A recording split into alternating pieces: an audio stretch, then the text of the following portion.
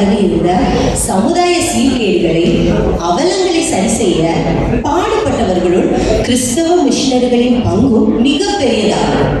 இயேசு கிறிஸ்துவை உலகத்துக்கு அறிவிப்பது மட்டுமே தங்கள் பணி என்று நின்று விடாமல், ஆங்காங்கே விஷமாய் ஊறி போயிருந்த தீய பழக்க வழக்கங்களை மாற்றி மக்களை சரியான பாதையில் நடத்தவும் அவர்களுடைய வாழ்க்கை தரத்தை முன்னேற்றவும் பாடுபட்டதால் சிலர் தங்கள் உயிரையே இழக்க வேண்டியிருந்தது.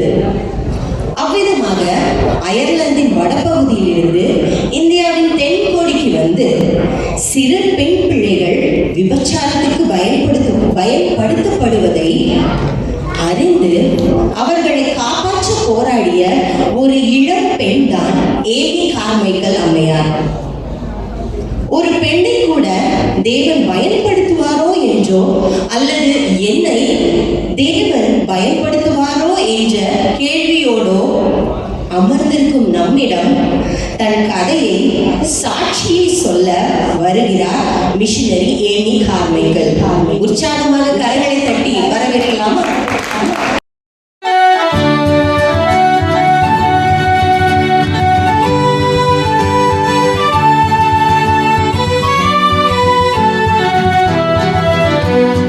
வணக்கம், என் பேர் ஏமி. இயேசு கிறிஸ்து நமக்காக செய்த தியாகத்துக்கு முன்னால் நான் செய்கிற எதுவுமே பெரிதல்ல என்று உங்களிடம் சொல்ல ஓடோடி வந்திருக்கேன். என்னுடைய முழு பெயர் ஏமி பியாட்ரிஸ் கார்மைக்கல். மில் ஐல் என்கிற வட அயர்லாந்து நாட்டில் உள்ள ஒரு கிராமத்தில் டிசம்பர் 16, 1867 நான் பிறந்தேன். அந்த ஊரை விட்டு இவ்வளவு தொலைதூரம் பயணம் போகிறேன் என்று நான் பிறந்த போது யாருக்குமே தெரியாது. என்னுடைய அப்பா பேர் டேவிட் கார்மைக்கல். அவர் ஒரு மாவு மில் தொழிலாளி. அவருக்கும் என் அம்மா கேத்தரினுக்கும் பிறந்த மூத்த மகள் நான். எனக்கு பின் 6 பிள்ளைங்க பிறந்தாங்க. என் அப்பா ஒரு கடினமான உழைப்பாளி மற்றும் உறுதியான மனம் படைத்தவர். என் அம்மா ரொம்ப தேவ பக்தியுடையவர். நான் இரவில் கேட்கும் கடைசி சத்தமும் நான் காலையில் கேட்கும் முதல் சத்தமும் என் அம்மாவின் ஜெபம்தான். இவ்வளவு ஒழுங்குள்ள வீட்டில் நான் வளர்ந்தேன்.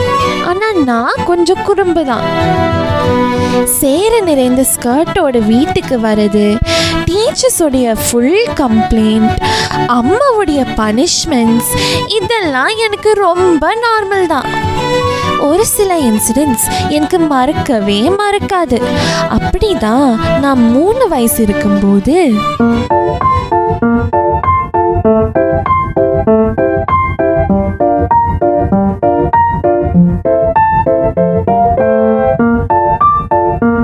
Amma, you're so beautiful, Amma. I like your blue eyes. அம்மா, உங்க கண்ணு ரொம்ப அழகா இருக்கு. நீதான் அழகு, என் செல்ல குட்டி. ஏசப்பா எனக்கு அம்மா மாதிரி அழகாக ப்ளூ ஐஸ் தாங்க. எனக்கு இந்த ப்ரௌன் ஐஸ் வேண்டாம், ப்ளூ ஐஸ் வேணும். தாங்க ஏசப்பா, ப்ளீஸ் ஏசப்பா. ஆமென். இப்படி நான் படைக்க செல்லும் போதெல்லாம் நான் ஜெபம் பண்ணுவேன். காலையில் எழும்பின உடனே ஓடி போய் பார்ப்பேன்.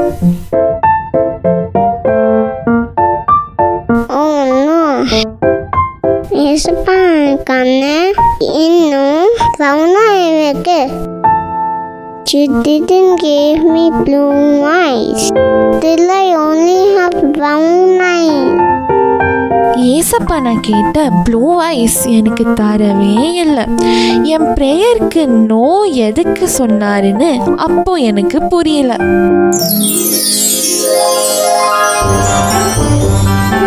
நான் மற்ற பெண் குழந்தைகளை போல பொம்மை வைத்து விளையாடுவதில்லை. பூச்சிகளின் பின்னே தான் ஓடிக்கொண்டே இருப்பேன். ஒரு முறை எங்கள் வீட்டில் அடுக்கி வைத்திருந்த பொம்மைகளை வெளியே தூக்கி எறிந்துவிட்டு மண்ணை பரப்பி சில பூச்சிகளையும் வண்டுகளையும் கொண்டு வந்தேன். என்ன நடந்திருக்குன்னு உங்களுக்கு நான் சொல்ல வேண்டியதில்லை. என் அப்பா எனக்கு குதிரை சவாரி செய்ய நீச்சல் அடிக்க கற்று தந்திருந்தார். ஆர்வத்தில் நான் குதிரை லகானை தளர்த்தி பிடிக்க எங்கள் குதிரை சிட்டாய் பறந்தது. வேகமாக ஓடின என் குதிரை என்னை தூக்கி எறிந்து விட்டது. ஆனாலும் நான் குதிரை சவாரி செய்வதை விடவே இல்லை என்றால் பார்த்து கொள்ளுங்களே. நான் நீச்சல் பழகிய ஒரு அணைக்கட்டில் ஒரு சிறிய படகில் என் தம்பிமாரை கூட்டிக் கொண்டு படகு சவாரி செய்ய போனேன்.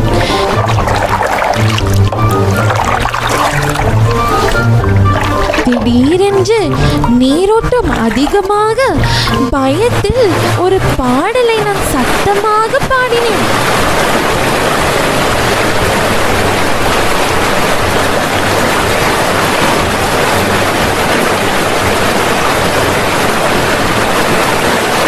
என் பாடல் சத்தத்தை கேட்டு ஒரு காவலர் ஓடி வந்து எங்களை மீட்டார்.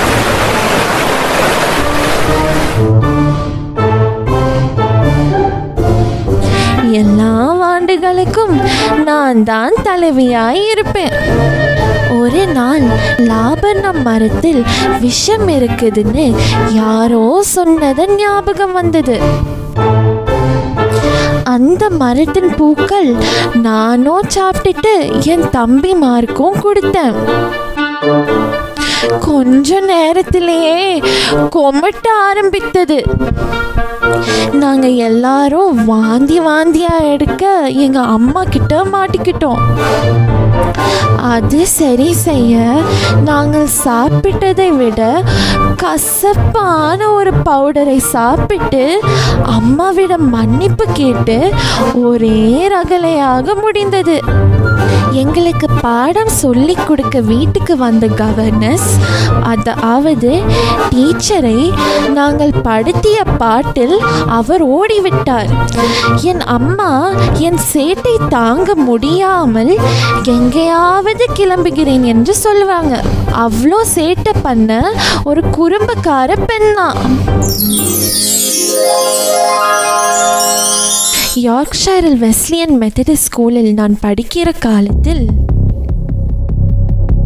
என்ன வால் நட்சத்திரத்தை பார்க்கணுமா? முடியாது, போகவே கூடாது. ஆசிரியர் போக வேண்டான்னு சொன்னா நாங்க கேட்டுருவோமா என்ன?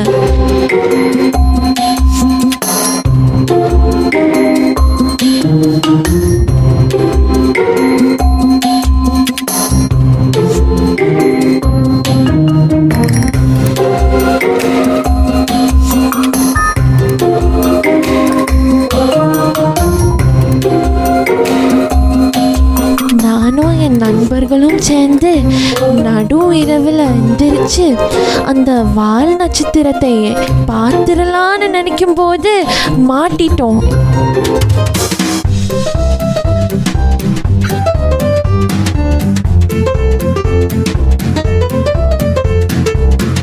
எனக்கு கடுமையான பனிஷ்மெண்ட் கிடைக்கும்னு நினைச்சிட்டு இருக்கும்போது எங்களை மன்னித்து விட்டனர் என் பள்ளி நிர்வாகத்தினர்.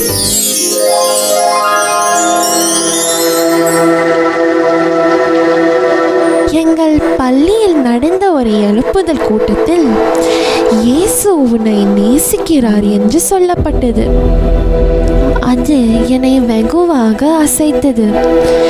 என்னை அவர் தம் பக்கம் இழுத்துக் கொள்வதை உணர முடிந்தது. நாட்கள் செல்லவே திடீரென்று என் தந்தை மரித்து போக என் கல்வியை நிறுத்திவிட்டு என் குடும்பத்தை கவனிக்கும் பொறுப்பை ஏற்றுக்கொள்ள வேண்டியிருந்தது. அவ்வப்போது தேவன் என்னிடம் தெளிவாக பேசிக்கொண்டே இருந்தார். ஒரு நாள் தெளிவாக, ஒருவன் கட்டியதை நிலைத்தால் அவன் கூலியை பெறுவான் என்று தேவாதி தேவனுடைய குரல் ஒலித்தது. அது முதலே நான் எதற்காக வாழ்கிறேன், நான் எதை கட்ட விரும்புகிறேன் என்ற கேள்வியும் என்னை வாட்டி கொண்டே இருந்தது. பலருக்கு சுவிசேஷ பிரதிகளை கொடுக்க ஆரம்பித்தேன்.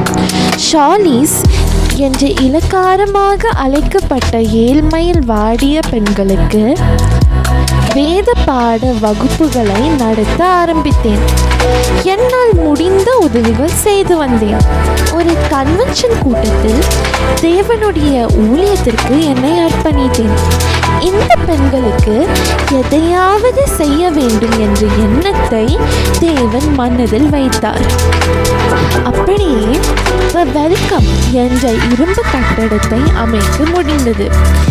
இதற்கு ஒரு தொழில் அதிபர் நிலத்தையும் கேட் மிச்சல் அம்மையார் 500 பவுண்ட் நகையையும் தந்தது தேவன் ஆச்சரியமான விதத்தில் வழி நடத்துகிறார் என்பதற்கு ஒரு பெரிய எக்ஸாம்பிள்.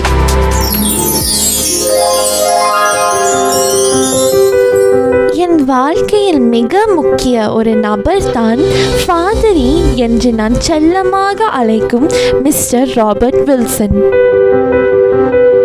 என் மகா இறந்த பிறகு என் மகள் போல நீ என்னை கவனிச்சிருக்கே. I am very thankful to our Lord almighty.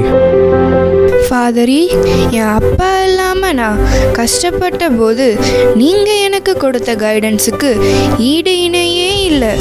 உங்ககிட்ட இருந்து நான் நிறைய விஷயங்களை கற்றுக்கொண்டு இருக்கேன் ஃபாதரி. எந்த வேலையும் செய்துட்டு முக்கியமாக கடவுளோட மினிஸ்ட்ரியில் நீ தான் எல்லாத்தையும் செய்து முடிச்சுன்னு நினச்சிடாத. ஒரு கல்லை உடைக்க ஒரு சிற்பி பாடுபடும்போது இந்த அடியை தான் இந்த கல்லை உடைச்சுன்னு குறிப்பிட்டு சொல்ல முடியுமாடா? அதுபோல தான் நாம் சேர ஊழியமும் எல்லாரும் சேர்ந்து பண்ணுறோம்னு மறக்கவே கூடாதுமா. இப்படி தேவன் பல காரியங்களை கற்றுக் கொடுத்து ஃபாதரி என்ற ஒர்க் ஷாப்பில் தேவன் என்னை உருவாக்கி கொண்டிருந்தார். இவ்விதம் நம் வாழ்வில் வரும் ஒவ்வொரு நபர்களையும் கொண்டு தேவன் நம்மை அவர் பணிக்கென்று உருவாக்குகிறார் என்பதை நாம் மறக்கவே கூடாது. 1892 ஜான்வரி 13 அந்த நாள் எனக்கு மறக்கவே முடியாது. அன்றைக்கு மாலை நேரம் தேவன் என்னிடம் புறப்பட்டு போ என்று தெளிவாக பேசினார். உடனே போக அர்ப்பணித்தேன். ஆனால் எங்கே போக வேண்டும்? புறப்பட்டு போ என்ற தேவனுடைய சத்தத்திற்கு கீழ்ப்படிந்து CMS, அதாவது சர்ச் மிஷனரி சொசைட்டி என்ற ஆர்கனைசேஷன் மூலமாக ஃபாதரியோட உதவியுடன் ஜப்பான் வந்து சேர்ந்தேன்.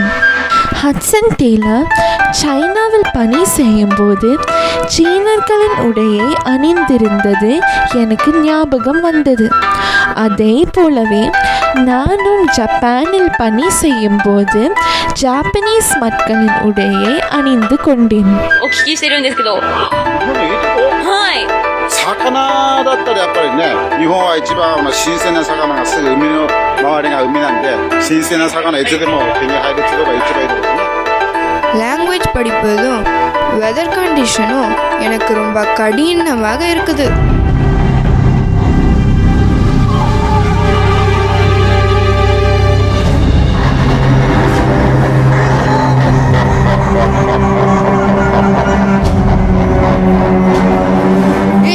ஏமி, என்ன தனியா பேசிட்டு இருக்க? பாதுகாப்பா இருக்கணும்னா உன் ஊருக்கே போயிரு.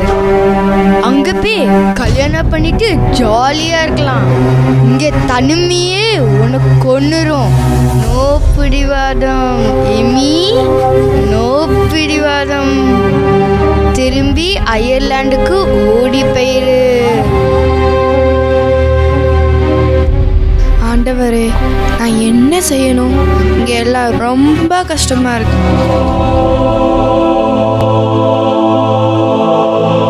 என்னை நம்பின ஒருவரும் ஒரு நாளும் கைவிடப்படார்.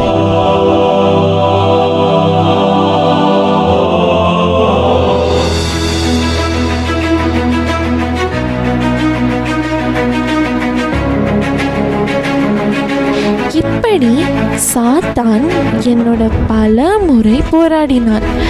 ஆனால் ஆண்டவருடைய சத்தத்தை நம்பி ஜப்பானில் பணி செய்து 4, 8, 16, 32 என்று பல நபர்களை இயேசு கிறிஸ்துவின் மந்தைக்குள் நடத்த தேவன் எனக்கு கிருபை அளித்தார்.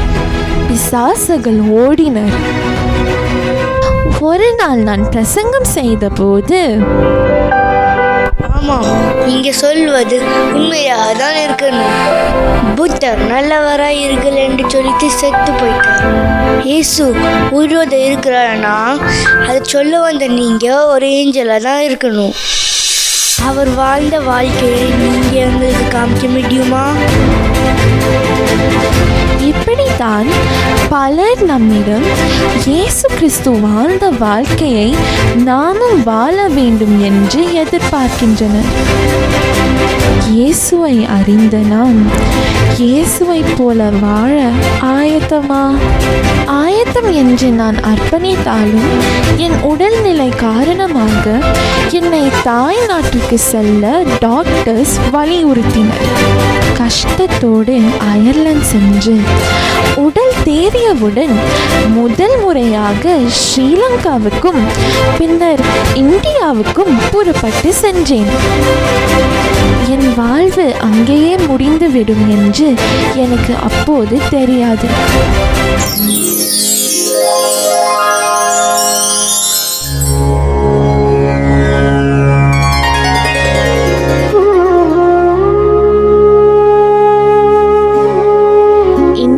பழக்க வழக்கங்களும் சுகாதார நிலைமைகளும் பழகுவதற்கு எனக்கு கடினமாக இருந்தது. ஆனால் எனக்கு ப்ளூ ஐஸ் ஆண்டவர் ஏன் தரவில்லை என்று எனக்கு அப்போதான் புரிந்தது.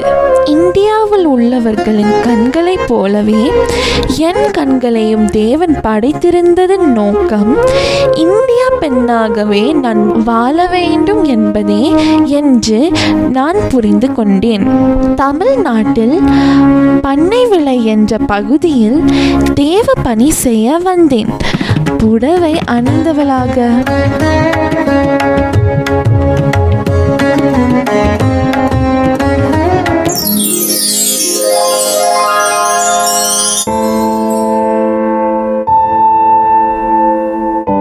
லா லா லா லா லா லா லா லா.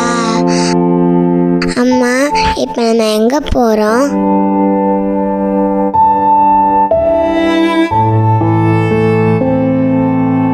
அம்மா சொல்லுங்கம்மா, இப்போ நம்ம எங்கே போயிட்டுருக்கோம்? ரீனா, அம்மாவால் எல்லா கஷ்டத்தையும் தனியாக சுமக்க முடியலை. நான் உன்னை கொண்டு போய் விட போகிற இடத்துல நீ நல்ல பிள்ளையா இருக்கணும். அப்போதான் சாமி நம்ம கஷ்டத்தை தீர்ப்பார். சரியா? அம்மா, என்னை எங்குமே கொண்டு போய் விடாதீங்கம்மா, ப்ளீஸ் அம்மா. நான் உங்கள் கூடயே இருக்கிறேம்மா. நீங்கள் சொல்கிறபடியே நான் கேட்குறேன். அம்மா, என்னை எங்கேயுமே கொண்டு விட்டுறாதீங்கம்மா.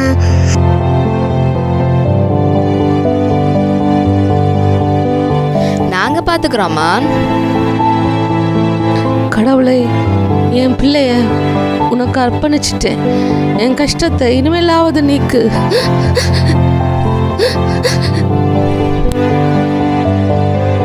விட்டுட்டு போகாதீங்க அம்மா. என்னைய விடுங்க, நான் அம்மாட்ட போனோம். அம்மா அம்மா, என்னை விட்டுட்டு போகாதீங்க அம்மா. நீ அம்மாட்ட விடுங்க அம்மா.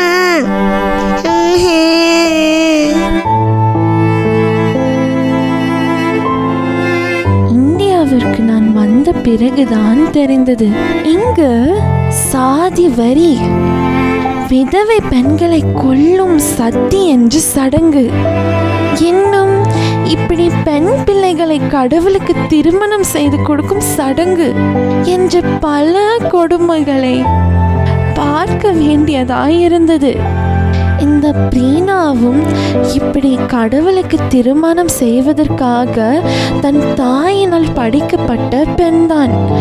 அவளுக்கு 7 வயது தான் இருக்கும்.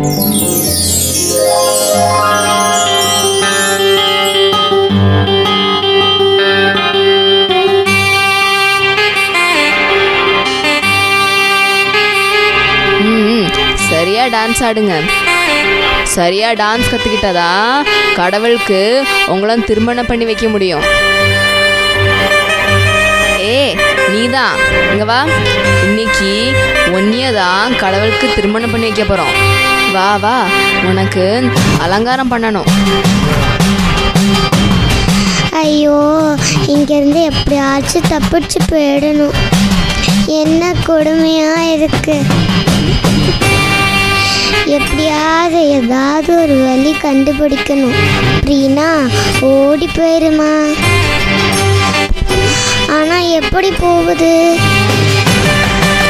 இந்த சின்ன பிரீனா பல முறை தன் அம்மாவிடம் ஓடி சென்றாள். ஆனால் அவள் அம்மாவும் அவளை காப்பாற்றவில்லை.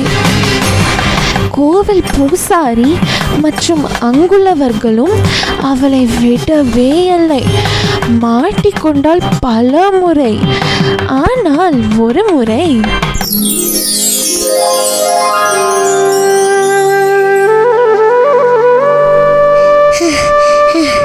ஓடிரு பிரீனா, ஓடிரு.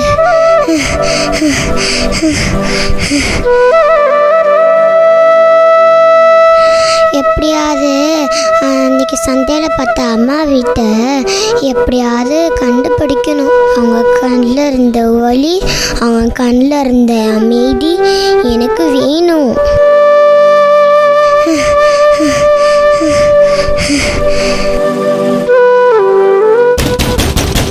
ஹெல்ப் ஹெல்ப், கதவை தரங்க, எப்படியாச்சும் என்னை காப்பாற்றுங்க. ஹெல்ப் ஹெல்ப், ப்ளீஸ் காப்பாற்றுங்களேன். அன்று நான் ஊழியத்து கிளம்பி சென்றவள் மீண்டும் திருப்பி வீட்டுக்கு வந்தேன். தேவன் நடத்துதலாக தான் இருக்கும். அப்போது பிரீனா, அம்மா அம்மா அம்மா அம்மா, எப்படியாவது என்னை காப்பாத்துங்க அம்மா. இவங்க கிட்ட என்னை அனுப்பாதீங்க அம்மா, நான் உங்க கூடவே இருக்கிறேம்மா. பிரீனா, இங்க பாரு, இவங்க பிள்ளை பிடிக்கிறாங்க. இவங்க கிட்ட போனா நீ தப்பிக்கவே முடியாது. வேண்டாம் வேண்டாம், இங்க கூட அனுப்பாதீங்கம்மா. இங்கே பாருங்க, என் கையில் சூடு போட்டு என்னை பாடாப்படுத்துகிறாங்க. இவங்க நடக்கிறதெல்லாம் எனக்கு பார்க்க பயமாக இருக்குமா. கோயிலில் இவங்க எல்லாரும் நடக்கிறது எனக்கு பிடிக்கவே இல்லைம்மா. எங்களை தப்பாதாம்மா பயன்படுத்துகிறாங்க. என்னை காப்பாத்துங்கம்மா, என்னை கூட்டிகிட்டு போயிருங்கம்மா. நான் இவங்க கூட போக மாட்டேன், போகவே மாட்டேன். பிரீனா, இங்க பாரு, நீங்க வந்துட்டனா கடவுளுக்கு ரொம்ப கோபம் வரும். உங்க அம்மாவை தான் தண்டிப்பாரு. வா, இங்க நம்ம போவோம், வா. அம்மா, எனக்கு கோயிலில் வேலை செய்கிறது கூட கஷ்டமாகவே இல்லைம்மா. ஆனால் ஒவ்வொரு நாளும் ஒவ்வொருவராக கூட்டிகிட்டு போகிறாங்கம்மா.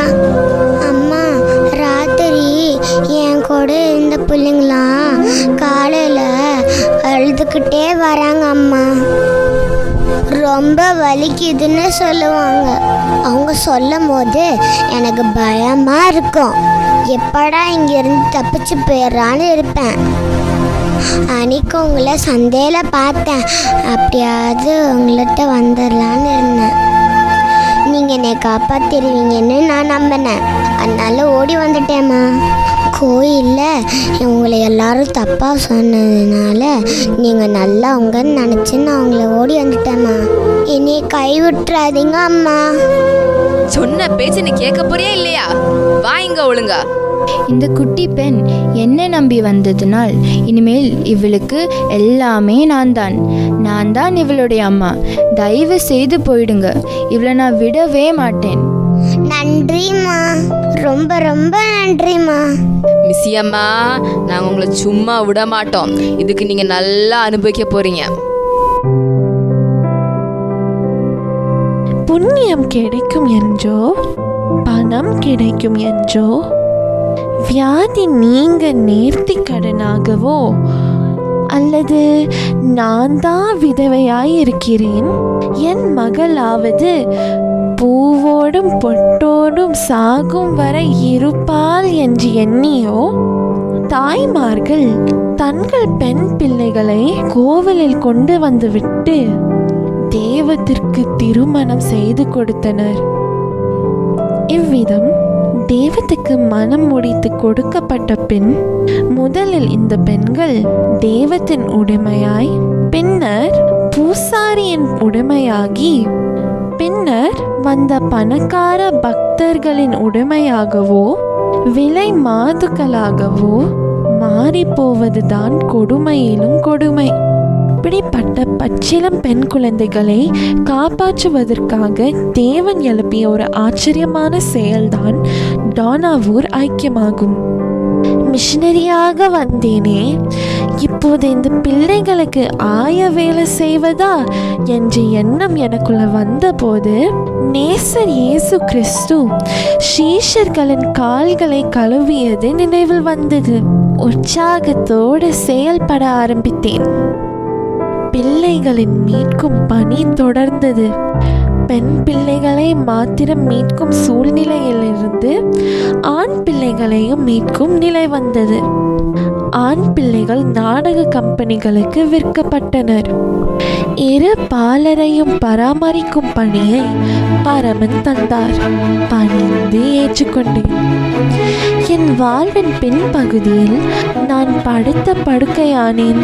அந்த தருணத்தையும் நான் வீணாக்காமல் தேவன் எனக்கு கற்றுத்தந்த காரியங்களை பல புத்தகங்களாக எழுதும் கிருபையும் தேவன் தந்தார். மிஷனரி இயக்கத்தால் பலவீனன் என்று புறக்கணிக்கப்பட்டாலும் என்னை பலப்படுத்தி என்னை அவரின் பணிக்கு முற்றிலுமாய் கொடுக்க செய்தார்.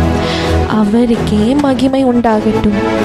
என் வாழ்வில் நான் கற்றுக்கொண்டது மற்றும் உங்களுக்கும் சொல்ல விரும்புவது, you can give without loving, but you cannot love without giving.